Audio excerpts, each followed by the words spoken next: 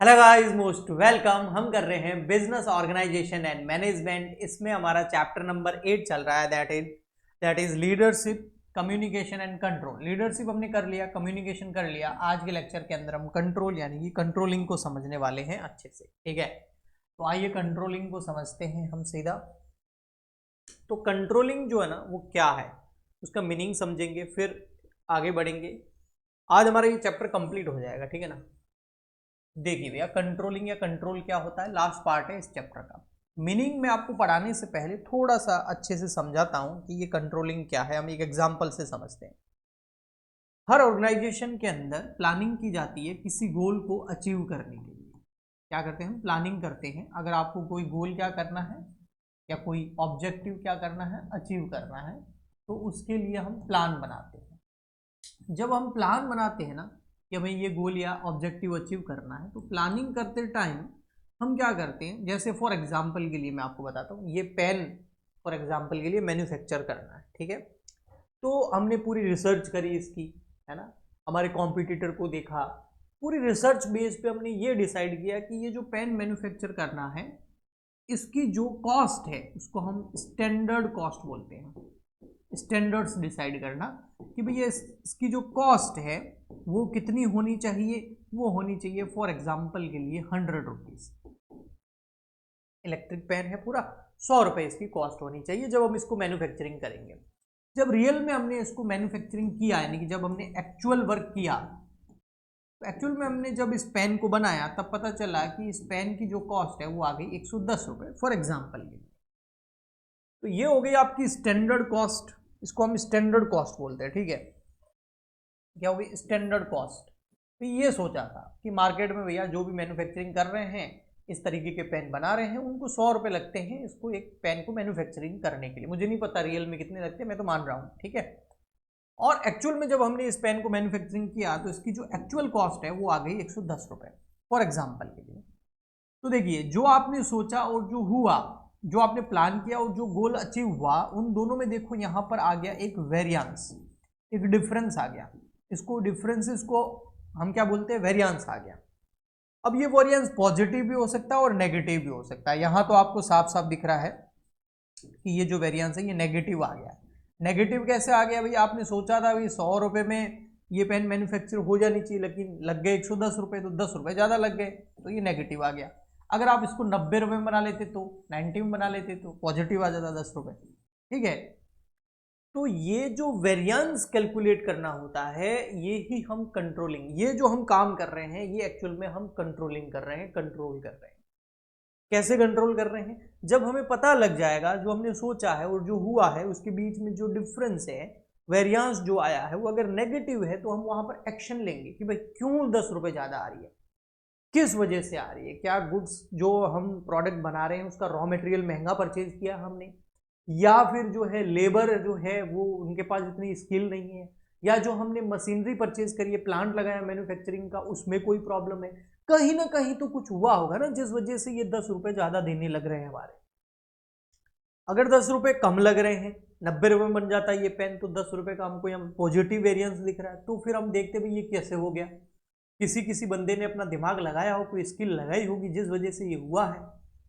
तो वहां पर हम पॉजिटिव एक्शन लेंगे, उसको जो है प्रशंसा करेंगे उसकी, उसको बोनस देंगे या किसी भी तरीके से अवार्ड वगैरह देंगे, उसको सम्मानित करेंगे। तो उससे एक हेल्दी, है ना, कंपटीशन आएगा किसी भी ऑर्गेनाइजेशन के अंदर। बाकी एम्प्लॉयज भी सोचेंगे हम भी कुछ ऐसा करते हैं।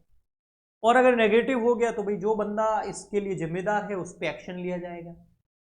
इसको बोलते हैं कंट्रोलिंग। अब जो मैं पढ़ाऊंगा देखना, आप यही लिखा हुआ है, controlling ensure the actual performance. Controlling में हम क्या इंश्योर करते हैं, जो एक्चुअल परफॉर्मेंस है वो मैच करे प्लान परफॉर्मेंस से। अगर मैच नहीं कर रही है, 100 का सोचा 100 आ गया तो ओके है। अगर मैच नहीं कर रही है तो फिर हम वहां पर एक्शन लेते हैं। ओके जी, ठीक। अब जब हम एक्चुअल परफॉर्मेंस को प्लान परफॉर्मेंस के साथ में मैच करने की कोशिश करते हैं, तो उसके लिए हमें जो प्लान परफॉर्मेंस है उसके स्टैंडर्ड्स डिसाइड करने पड़ते हैं। फिर उनको स्टैंडर्ड्स को और एक्चुअल वर्क को हमें क्या करना पड़ता है, कंपेयर करना पड़ता है। फिर हम उसमें डेविएशन यानी कि वेरिएंस जो होता है, इसको डेविएशन भी बोलते हैं, वो कैलकुलेट करते हैं। और फिर अगर वहां पर नेगेटिव डेविएशन आया है तो उस मिस्टेक को हम क्या करते हैं, करेक्ट करते हैं। तो ये केवल मैन्युफैक्चरिंग से नहीं, जिस भी चीज का आप प्लानिंग कर रहे हो, सेल्स बढ़ाने की प्लानिंग हो सकती है, प्रॉफिट को बढ़ाने की प्लानिंग हो सकती है, कस्टमर को सेटिस्फाइड करने की प्लानिंग हो सकती है, आफ्टर सेल सर्विस अच्छा करने की प्लानिंग हो सकती है, ब्रांड को अच्छा करने की प्लानिंग हो सकती है, बहुत सारी प्लानिंग। जिस भी प्लानिंग को आप कर रहे हो, जब वो एक्चुअल में काम हो जाए तो वहां पर कंट्रोलिंग को जरूर लाना चाहिए, ताकि मेजरमेंट हो जाए कि वहां पर आपका काम जो है वो अच्छे से हुआ है या नहीं है। अगर मिस्टेक है तो उसको करेक्ट किया जा सके। आई होप आपको बहुत अच्छे से समझ में आ गया होगा भी कंट्रोलिंग होता क्या है। अब देखते हैं भाई फीचर्स क्या है कंट्रोलिंग के। तो कंट्रोलिंग के बिल्कुल फीचर्स होते हैं। कंट्रोलिंग गोल ओरिएंटेड होती है, बिल्कुल गोल है हमारा कि जो एक्चुअल परफॉर्मेंस है उसको स्टैंडर्ड परफॉर्मेंस के साथ में क्या करें, मैच करें। ये कंटिन्यूस चलने वाली प्रोसेस है, बिल्कुल प्लान करोगे एक्चुअल में काम होगा तो ये कंपेयर करना ही पड़ेगा। परेवेसिव है, बड़े लेवल पे होती है, हर जगह होती है, फॉरवर्ड लुकिंग होती है ना, एक्शन बेस्ड होती है और डिपेंड ऑन मेजरमेंट। बिल्कुल मेजरमेंट तो होना ही चाहिए एक्चुअल और स्टैंडर्ड परफॉर्मेंस का, अदरवाइज कैसे आप उसको कंपेयर करोगे। देखो भाई प्रोसेस क्या है कंट्रोलिंग का, अगर आपको ये काम करना है कंट्रोलिंग वाला तो आप क्या करोगे। सबसे पहले जो भी आप प्लान बना रहे हो ना, हाँ, तो जो भी आपकी प्लानिंग है उसके सेट करोगे क्या, स्टैंडर्ड्स। जैसे फॉर मस्ट बी मेजरेबल, और वो स्टैंडर्ड मेजरेबल होने चाहिए, मापने योग्य होने चाहिए, ठीक है। जैसे यहाँ पर एक स्टैंडर्ड हमने सेट किया कि 95% कस्टमर जो है वो सेटिस्फाइड होने चाहिए हमारे इस सर्विस से, हमारे इस प्रोडक्ट से। तो ये क्या आ गया, ये एक स्टैंडर्ड डिसाइड कर लिया है प्लानिंग का। ओके, अब क्या करेंगे, मेजर करेंगे एक्चुअल परफॉर्मेंस को, देखेंगे रिपोर्ट्स को, ऑडिट्स को, ऑब्जर्वेशन करेंगे क्या 95% कस्टमर सेटिस्फाइड हो पाए। मान लेते हैं ओनली 90% ही कस्टमर्स को हम सेटिस्फाइड कर पाए। तो यहां पर आप देखोगे जो हमने स्टैंडर्ड बनाया था 95 वाला और जो एक्चुअल में हुआ 90%, इन दोनों के बीच में क्या आ रहा है, वेरिएंस आ रहा है। तो वेरिएंस यानी कि डेविएशन आ रहा है, वो कैसे कैलकुलेट करोगे, इन दोनों को कंपेयर करना पड़ेगा, एक्चुअल वर्सेस स्टैंडर्ड। एक्चुअल आया 90% कस्टमर सेटिस्फाइड हुए और हमने स्टैंडर्ड्स बनाए थे भी 95% कस्टमर सेटिस्फाइड हो जाएंगे। तो इन दोनों के बीच में जो गैप है वो क्या कर लिया, आइडेंटिफाई कर लिया। अब ये गैप जो है पॉजिटिव भी हो सकता है, नेगेटिव। यहाँ पर तो नेगेटिव है, सोचा 95% कस्टमर को सेटिस्फाइड करने का, हुए 90, तो 5% कस्टमर कम सेटिस्फाइड हुए, तो ये नेगेटिव डेविएशन आ गया। अगर 100% कस्टमर सेटिस्फाइड हो जाते तो पॉजिटिव डेविएशन आ जाता। ओके, अब ये जो डेविएशन आया है यहीं पर इसको करेक्ट करने के लिए बहुत सारे एक्शन लिए जाते हैं कि किस वजह से हो रहा है ट्रेन, और उसको करेक्ट करने कैसे करेंगे भाई। कस्टमर कौन सा डिपार्टमेंट जो है कस्टमर को सेटिस्फाइड नहीं कर पा रहे हैं, उस डिपार्टमेंट उन एम्प्लॉइज को ट्रेन करो, उनको प्रोसेस चेंजेस करो, उनको न्यू पॉलिसीज बताओ, और फिर वापस से क्या लो, फॉलो अप लो भाई, हाँ जो वो मिस्टेक थी वो करेक्ट हो गई है। तो ये पूरा प्रोसेस है, बहुत ईजी प्रोसेस है। स्टैंडर्ड्स डिसाइड कर लो, फिर एक्चुअल में काम होगा, फिर एक्चुअल और स्टैंडर्ड्स को क्या कर लो, आप कंपेयर कर लो। तो कंपेयर करने के बाद में वहां पर जो है आपको डेविएशन दिखेगा, अगर डेविएशन है, नेगेटिव पॉजिटिव दोनों हो सकता है, तो वहां पर आप डेविएशन मानने के बाद में आप उसको करेक्टिव एक्शन करोगे, फॉलो अप लोगे। ओके, टाइप्स ऑफ कंट्रोल, मतलब कंट्रोल्स के क्या क्या टाइप होते हैं। तो देखो एक कंट्रोल ऐसा होता है जो काम करने से पहले का होता है, उसको प्रिलिमिनरी कंट्रोल बोलते हैं। एक काम के दौरान होता है, उसको कॉन्करेंट कंट्रोल बोलते हैं। और एक आफ्टर वर्क होता है, जो मैं अभी आपको एग्जांपल दे रहा था, इसको फीडबैक कंट्रोल बोलते हैं, ठीक है। फिर है बेनिफिट्स ऑफ कंट्रोलिंग, क्या क्या बेनिफिट्स होते हैं। देखो आपके गोल अचीव हो जाते हैं, जो भी एरर्स हैं वो बहुत जल्दी ही डिटेक्ट हो जाती हैं, और फिर उस एरर को आप करेक्ट कर लेते हैं, इससे इंप्रूव होती है आपकी परफॉर्मेंस, डिसिप्लिन जो है वो एनकरेज होता है, वेस्ट जो है वो बिल्कुल रिड्यूस होता है, जिससे कॉस्ट कंट्रोल होती है, इंप्रूव होती है क्वालिटी उस प्रोडक्ट की या उस सर्विस की। ड्रॉबैक क्या है इसकी, क्या कुछ लिमिटेशंस भी हैं, बिल्कुल है। ड्रॉबैक्स क्या है, टाइम कंज्यूमिंग है भैया, एक बंदे को लगाना पड़ेगा जो इस काम को करेगा, तो ये टाइम कंज्यूमिंग है, खर्चा भी लगेगा, एक्सपेंसिव भी है, पूरा एनालिसिस होगा, रिसर्च होगा, टीम लगेगी। कैन क्रिएट फियर, बिल्कुल इससे डर भी होगा कि यार किसी की गलती होगी तो पकड़ में आ जाएंगे।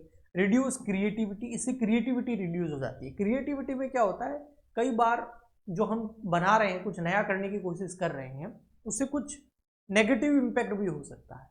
अब हमको पता है कि नेगेटिव इम्पैक्ट हो गया तो सामने वाला वो बंदा जो है वो कंट्रोलिंग लेके बैठा है, तो इससे अच्छा छोड़ो, क्रिएटिव करना ही नहीं है, जैसा चल रहा है चलने दो, ये होता है, ठीक है।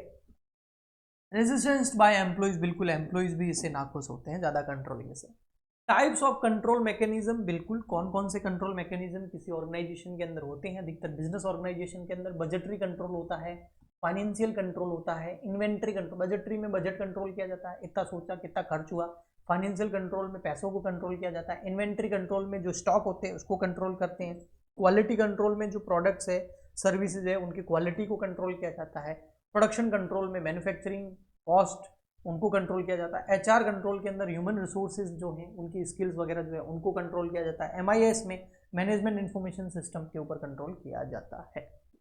तो ये आपका चैप्टर जो है कंट्रोलिंग यहाँ पर कंप्लीट हो गया है, कंट्रोलिंग पार्ट भी कंप्लीट हो गया और चैप्टर नंबर 8 भी कंप्लीट हो गया है। नेक्स्ट लेक्चर से हम चैप्टर नंबर 9 स्टार्ट करेंगे।